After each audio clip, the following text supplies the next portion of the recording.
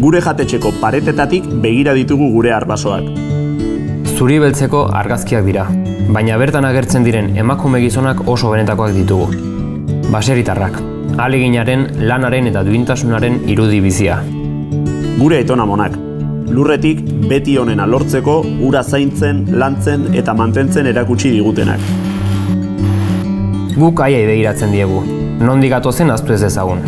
Eta haiek guri, mantendu eta babestu nahi duguna gogoan izan dezagun. Izateko eta egiteko modu horrek batzen gaitu ama eta laboralkutxa. Baita, elkarrekin partekatzen ditugun balioek ere. Bertakoa dena errespetatzea, gure nortasuna bermatzeko konpromiso izatea, eta bai tokiarekin eta bai pertsonekin harreman hurbila eta gizatiarra izatea alegia. Partekatutako balioetan oinarritzen den harremana da. Guztiok batera, gurea denaren babesleak izan gaitezkela erakusten duena.